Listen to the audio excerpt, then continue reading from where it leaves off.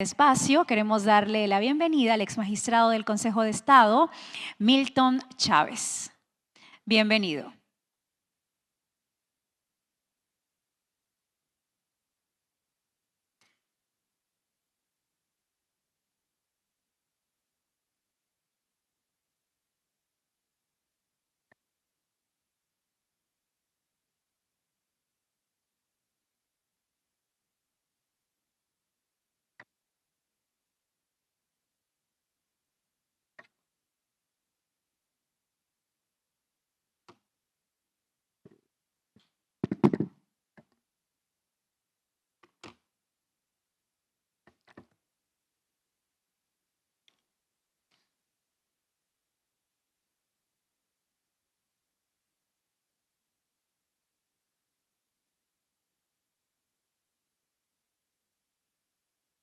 Bueno, muy buenos días para todos. Quiero agradecer al doctor Anuar Rodríguez Chejade, vicepresidente de Salud de la ANDI, por esta invitación. Y el objetivo que tengo esta mañana con esta charla, perdón, y miro el tiempo de todos modos para no pasarme. El objetivo es llamar la atención de un momento de crisis que tenemos en el sistema de salud en este momento. Y la idea es, como el título lo indica, dar una mirada, no tanto, aunque voy a mencionarlo, desde el derecho individual fundamental a la salud, sino ya desde el derecho colectivo a la salud y esencialmente las posibilidades de acudir a los jueces y hasta hace unos días que fui magistrado del Consejo de Estado a la jurisdicción contencioso administrativa en los casos en que se amenace o se vulnere ya el derecho que como colectividad tenemos a la salud. Entonces voy a hablar un poquito del tratamiento que ha tenido el derecho a la salud en los primeros años de la Constitución. Luego tocaré con algo que ya mencionó el doctor José Fernando Reyes, que fue esa sentencia de 2008 que altera el funcionamiento para bien, creo yo, del sistema de salud. Y luego voy a relatar algunos casos particulares que se tuvieron en la jurisdicción contencioso administrativa hasta llegar a un caso que en este momento está en trámite a modo de pedagogía de lo que podríamos hacer para defender en general nuestros derechos. Voy a empezar por los fundamentos normativos. Esencialmente, aquí se ha mencionado, y es así, este es Estado social de derecho. Eso implica unas obligaciones sociales, obviamente, pero el que sea de derecho implica que haya unas reglas y el que haya reglas es lo más garantista que puede haber, que todos sepamos a qué podemos acceder, a qué tenemos derecho y qué obligaciones tenemos o quiénes son los que tienen las obligaciones. Y eso pasa con el derecho a la salud. El derecho a la salud lo vamos a encontrar en diversas normas de la Constitución política y lo vamos a encontrar incluso mencionado bajo diversas denominaciones, no solo bajo el derecho a la salud propiamente dicho, sino nos vamos a encontrar por ejemplo, el artículo 49 de la Constitución Política habla del servicio público de la salud. Lo maneja como si fuese, o bueno, como si fuese no, es un servicio público. Y también vamos a encontrarnos en otras normas que lo mencionan como salubridad pública, en fin, pero en últimas vamos a estar haciendo referencia en general al derecho a la salud. El artículo 48 también es un artículo que es bien relevante en la Constitución política porque nos está diciendo que la seguridad social, dentro de las cuales se encuentra el sistema de seguridad social en salud. Es un servicio público, pero está señalando específicamente, expresamente, que se trata de un derecho irrenunciable. O sea, no es posible renunciar a la seguridad social. Ya estamos hablando del derecho fundamental a la seguridad social. Y a su vez, el artículo 49, que está a la izquierda en la fichita, está señalando el derecho que tenemos los habitantes, es el término que se utiliza en la Constitución. Y cuando uno tiene un derecho, en general cuando alguien reclama un derecho, es porque al otro lado hay otro que tiene una obligación correlativa. Y en el caso del derecho a la salud es clarísimo, porque así lo dice la Constitución, que es el Estado el que tiene la obligación correlativa de preservar el derecho a la salud. Y en el artículo 49 vemos, aquí obviamente no está transcrito literalmente, pero encontramos una serie de obligaciones que tiene el Estado en relación con el derecho a la salud. Garantizar a todas las personas el acceso a los servicios de promoción, protección y recuperación de la salud. Organizar, dirigir y reglamentar la prestación de servicios de salud conforme a los principios de eficiencia, universalidad y solidaridad. Establecer políticas para la prestación de servicios de salud por entidades privadas y ejercer su vigilancia y control. Y asimismo establecer las competencias de nación, entidades territoriales y los particulares y determinar los aportes a su vez que tiene que hacerse a este sistema de salud. Quiero llamar la atención también sobre un punto particular y es que expresamente el artículo 48 cuando habla de seguridad social está señalando la exclusividad de los recursos de salud. Expresamente está señalando y se ha defendido de esa manera desde los estrados judiciales que los recursos de la seguridad social solo se pueden utilizar para lo que fueron establecidos. No pueden ser utilizados para ningún otro fin distinto. Ese, dijéramos, es un primer elemento normativo que podemos encontrar.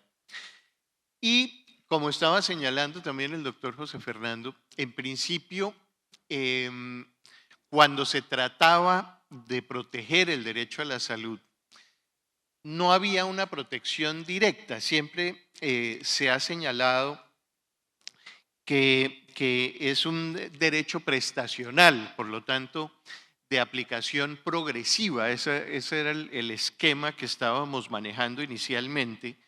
Y solamente se tutelaba directamente, se amparaba el derecho a la salud de manera directa cuando se trataba de niños.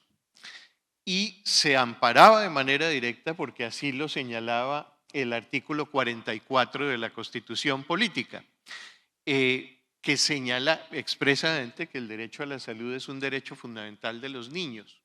Entonces, el esquema que teníamos en ese momento era que solo se tutelaba en la medida que la salud de un niño estuviese amenazada o se estuviese quebrantando. Si era un adulto, por decirlo de otra manera, se entendía que era un derecho progresivo y por lo tanto no era de protección directa. El artículo 47 de la Constitución también señalaba o señala una protección especial, dice el artículo 47, para los disminuidos físicos, sensoriales y psíquicos. Entonces también para aquellas personas que estuviesen en alguna disminución, y voy a repetir los términos que utiliza el artículo 47 de la Constitución, alguna disminución física, sensorial o psíquica, también había una protección directa por parte de los jueces a través de la acción de tutela.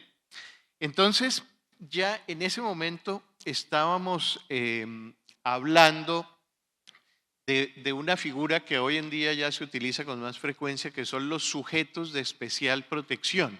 En ese momento, podíamos hablar de un primer avance de los sujetos de especial protección constitucional, entendidos como niños, personas con incapacidades físicas y, los adultos mayores, era el término que se utilizaba.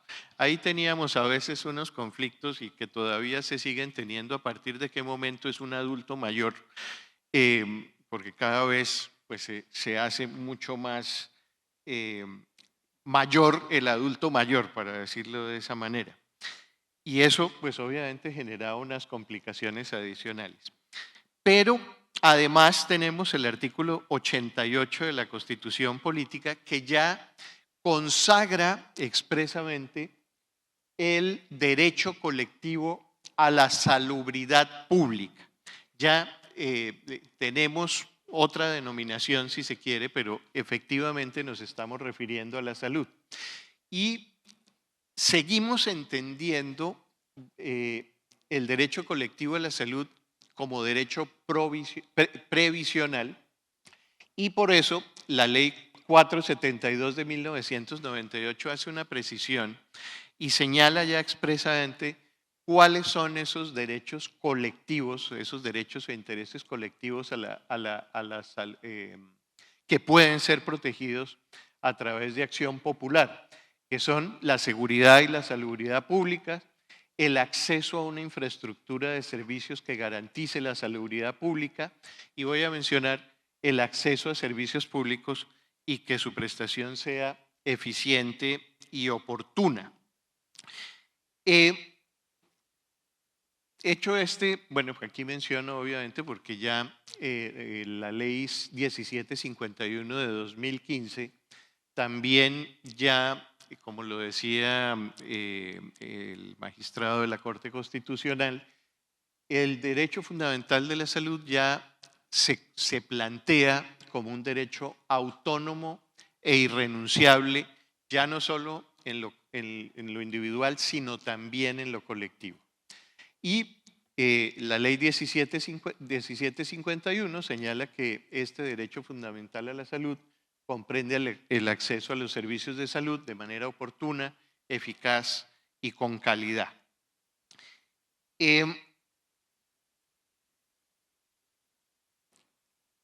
Entonces, pasamos a partir de la sentencia T760 de 2008 de la Corte Constitucional, de un derecho previsional a un derecho autónomo. ¿Eso qué implica?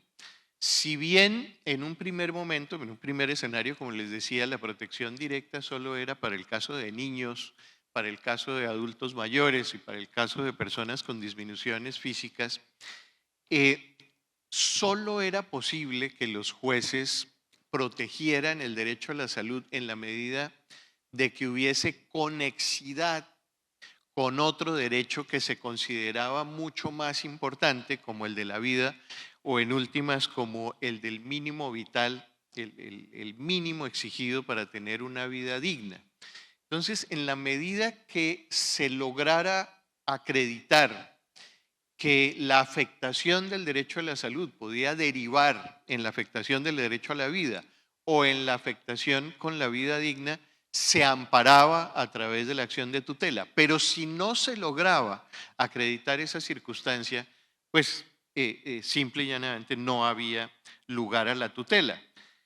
Eso obviamente generó una serie de problemas porque dijéramos que no había una uniformidad en los criterios que se venían desarrollando y nos encontrábamos con situaciones bien particulares, pues que seguramente aquí los presentes tuvieron que ser testigos de ella cuando algunos jueces ordenaban tratamientos médicos, afortunadamente no eran muchos, no eran circunstancias, eran circunstancias excepcionales o se ordenaban algunas situaciones que rayaban a veces en lo exótico, pues.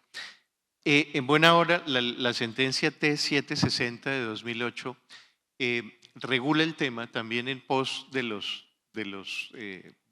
habitantes del país en general y plantea que el derecho a la salud es un derecho fundamental autónomo.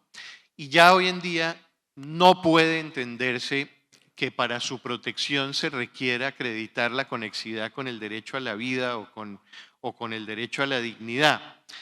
Y en esa medida se puede acudir directamente a la acción de tutela para procurar la protección del derecho a la salud de cualquier amenaza inclusive, o obviamente si hay una afectación directa. Y en esa medida se plantea que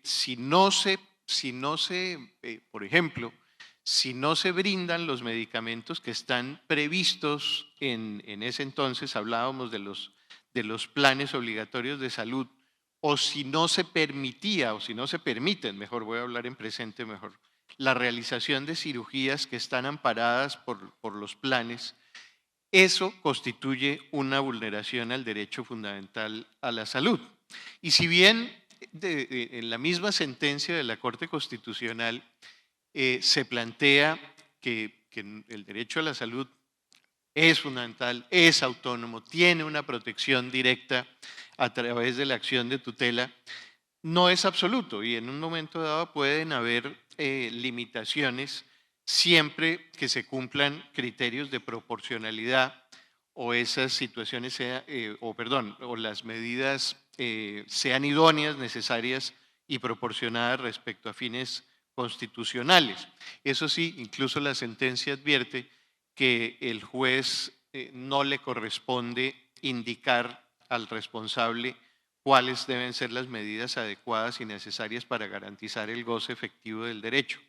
Pero sí debe procurar que cuando se toman esas medidas, efectivamente las medidas se cumplen de tal manera que la participación ciudadana siempre esté presente. En todo caso, pues el derecho a la salud tiene unas facetas prestacionales pero esa faceta prestacional y progresiva del derecho constitucional a la salud, cuyo titular finalmente somos todos los habitantes del país, y fíjense que aquí no estoy hablando de ciudadanos, sino estamos hablando de habitantes del país, que son los términos que utiliza la Constitución política.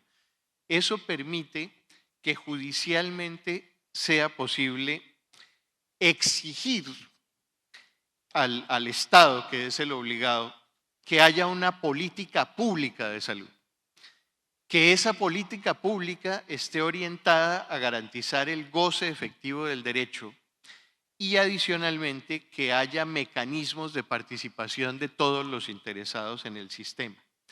Y eso implica que si el Estado omite expedir la regulación que se requiere para garantizar el goce efectivo del derecho a la salud, está desprotegiendo el derecho. Si esa regulación existe, pero se obstaculiza el acceso a los servicios requeridos, también hay un irrespeto al derecho constitucional a la salud. Y en esta sentencia que estoy comentando, la T760 de 2008, se establecen unos deberes claros para el Estado, que de hecho están siendo vigilados por la Corte Constitucional y ya se han emitido unas decisiones en aras de esos deberes que se le impusieron. Es necesario, esta ya aparentemente se cumplió, actualizar y unificar el POS, asegurar una financiación adecuada y un flujo de recursos para el sistema y fortalecer la vigilancia y regulación del sistema de seguridad social. De hecho, la Corte Constitucional ha reconocido el cumplimiento de algunas de estas órdenes, pero particularmente el tema de financiación del sistema de seguridad social tiene una problemática muy grande. De hecho, en la sección cuarta del Consejo de Estado nos tocó varios debates en los que ya intervenían los particulares como financiadores del sistema de seguridad social en salud y la situación que se presenta con una nueva autoridad tributaria que tenemos en Colombia, que es la UGPP, y que ha tomado unas medidas bastante agresivas para el logro de estos objetivos. Pero el problema actual y la crisis que se está generando es ya por el desembolso de esos recursos en general al sistema. Y sin plata pues no se puede hacer nada. Realmente ese es el elemento esencial. Entonces, ya hablando del derecho colectivo a la salud, si uno va a mirar el tratamiento que se le dio en el Consejo de Estado, o le dimos en el Consejo de Estado en un momento dado el derecho colectivo a la salud, era esencialmente a situaciones de ubicación de botaderos de basura, a la ubicación de cementerios, de morgues, a problemas con alcantarillados. Y en ese momento, quienes acudían a la acción popular, estaba previsto un incentivo por demandar y hubo de pronto un exceso de demandas que se presentaron más por el ánimo del incentivo, que desde mi punto de vista en buena hora se terminó, porque hoy en día quienes acuden a la acción popular para defender el derecho colectivo a la salud lo hacen bajo razones reales de protección del derecho. Y el entendimiento que se dio o que se da a estos elementos, a la salubridad pública, el Consejo de Estado ha señalado que corresponde al deber del Estado de mantener condiciones sanitarias y ambientales mínimas mediante acciones que sean preventivas, reguladoras y de infraestructura, pero también se puede afectar el derecho colectivo a la salubridad pública si no se pronuncia frente a actitudes u omisiones que pueden generar riesgo para la salud de la comunidad.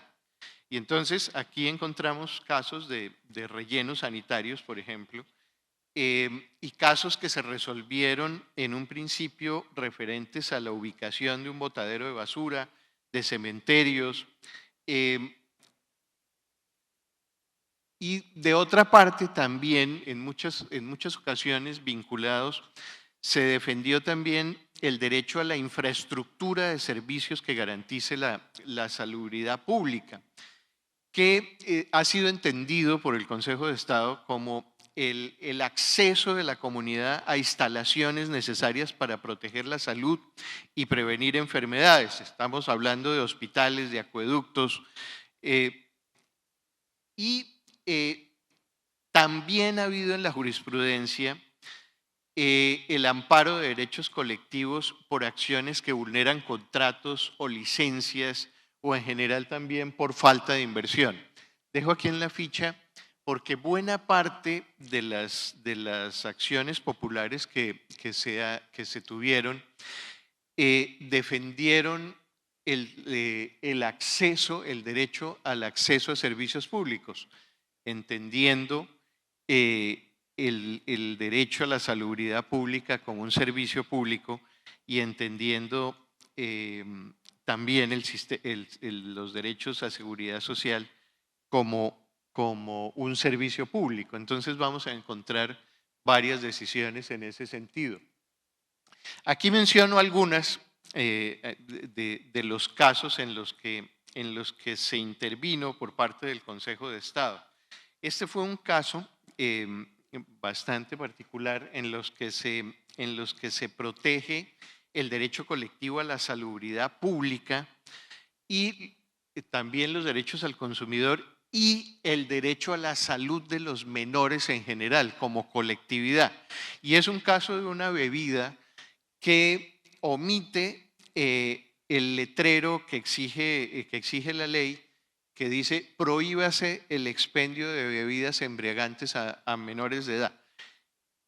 La bebida, a pesar de que tenía licor, tenía alcohol, omitió ese letrero. O sea, fíjese, el particular fabricante de la bebida era quien en principio estaba afectando el derecho colectivo.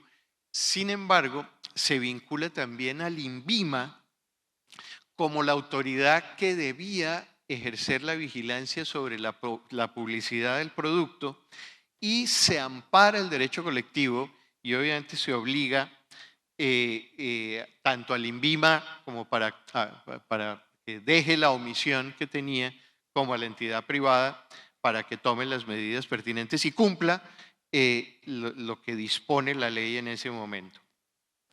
Otro caso que quiero mencionar, que es el debate que se presenta con la vacuna del papiloma humano. Y este, por ejemplo, es un caso bien particular porque nos encontramos con accionantes, con solicitantes que piden que se incluya la vacuna del papiloma. Y al final, el Consejo de Estado confirma la sentencia en la que se había ordenado, en ese momento, no con recursos del POS, sino utilizando los recursos que se deben tener en el plan ampliado de inmunizaciones que maneja el gobierno nacional. Es otro caso bien particular. Recientemente, ese sí no lo tengo acá, pero recientemente hubo una sentencia también del Consejo de Estado en el caso de un hospital de Puerto Nare, en el que se ampara el derecho colectivo a la salud, esencialmente porque la ley ordena que en los hospitales de primer nivel haya un número específico de profesionales de la salud, un médico, tantas enfermeras, y simple y llanamente el hospital no cumplía con los requisitos, y a través de la acción popular se ordena a los hospitales que cumplan con esos cometidos. Otro caso es el que está aquí en esta fichita, en el que se trata de una institución que ha sido contratada para prestar el servicio de salud a un sector muy específico de la población, a un grupo de la población muy específico, al magisterio, les cuento. Y no cumple con el contrato que se había establecido para prestar este servicio público esencial. Y básicamente el debate que se da y que da el contratista en general es que no debía tramitarse a través de la acción popular, sino que debía ser a través de una acción contractual, porque finalmente si lo que se alegaba era el incumplimiento del contrato, debía ser a través de la acción contractual que se resolviera el litigio. Y el Consejo de Estado, en este caso, consideró que sí era viable, en la medida que estaba en juego el derecho colectivo a la salud, y en esa medida se estaba poniendo en riesgo la vida y la salud de los usuarios. Y adicionalmente, en el debate que se da, se plantea, mire, pero es que ya a las personas, a los individuos que originaron esta acción, ya se les está cumpliendo con los medicamentos, ya se les está cumpliendo con la atención, en fin. Y la decisión del Consejo de Estado es, mire, sí, ya se superó el tema individual de estas personas, pero la actitud que ha tenido el ente pone en riesgo en general el derecho colectivo de las personas, y en esa medida también es amparable y se dan unas órdenes para que efectivamente se cese la amenaza y cese la vulneración de esos derechos colectivos. Y este es un caso particular que también quiero traer porque también está en curso, está en trámite este proceso, y este sí es una sentencia mucho más reciente. Esta es una sentencia de diciembre de 2024 del Tribunal Administrativo de Cundinamarca. Por eso está sujeta a que sea apelada, si es el caso, al Consejo de Estado y que se resuelva de manera definitiva. Pero aquí me permite llamar la atención de varios elementos, porque de hecho los jueces son garantía del cumplimiento de estos derechos. O sea, los jueces están atentos y a través de la acción popular podemos tener cantidad de ejemplos donde se ha cambiado la vida de las colectividades. Aquí seguramente los que llegaron a Cartagena han visto las obras de los espolones que hay hacia Boca Grande, que esencialmente fueron ordenadas por acciones populares del Tribunal Administrativo de Bolívar. Obviamente, eso sí es lo que quiero destacar, en respuesta a solicitudes que hacen los interesados. Y esto quiero llamar la atención mucho sobre este punto, y es que los jueces no actúan oficiosamente. Este es un ejemplo bien particular de esa circunstancia. Los jueces en general, porque el juez es una figura imparcial que resuelve un conflicto entre dos partes. Entonces tienen que solicitarle al juez expresamente medidas cautelares, tienen que solicitarle expresamente al juez cuál es el objetivo que se tiene, cuál es el derecho que se quiere proteger e incluso las acciones que se tomen, porque, insisto, el juez no es médico, no es experto en temas de saneamiento, etcétera, y tiene que decirle exactamente cuáles son las medidas. En este caso, se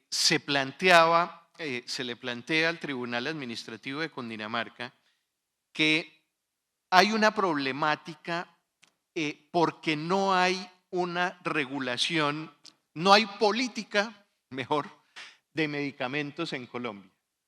Y en esa medida, pues hay una amenaza a la salud porque la política farmacéutica nacional venció en 2021 y si bien hay unas circulares que han tocado el tema, no corresponde a una política farmacéutica. Aquí la curiosidad, el tema anecdótico, es que el Tribunal Administrativo, oficiosamente aquí sí, también dijo, mire, hay una escasez de medicamentos, hay un problema de desabastecimiento de medicamentos y tomó unas medidas cautelares inmediatas. Esas medidas fueron revocadas por el Consejo de Estado en su momento. Sin embargo, en la sentencia y en el curso del proceso ya le piden directamente al Tribunal Administrativo que tome las medidas necesarias y por eso se dan unas órdenes específicas, varias órdenes en general. Y fíjense, la protección que se da es a la seguridad, salubridad pública, también al patrimonio público, al servicio de salud obviamente, y a los consumidores. Y se toman una serie de medidas esencialmente que implican la participación de todos los interesados en el sistema y justamente también para que se tomen medidas, que se obligue al Estado, porque se vincula directamente al Ministerio de Salud, a la Comisión Nacional de Precios de Medicamentos, en fin, y de hecho a muchas entidades de carácter privado para que se inicien estas mesas y se tomen unas decisiones en general en ese aspecto.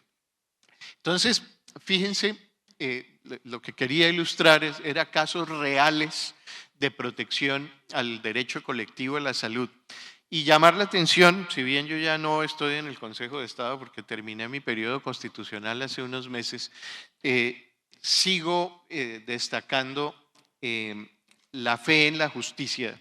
O sea, ya se ha demostrado, y hace 2 días hubo una demostración absolutamente contundente de la imparcialidad de la justicia, y por eso yo creo que hay razones en medio de esta crisis, en medio de esta incertidumbre, para ser optimistas y tener fe de que estas crisis se van a superar. Y los jueces van a estar ahí para ayudar a estos temas. Muchísimas gracias.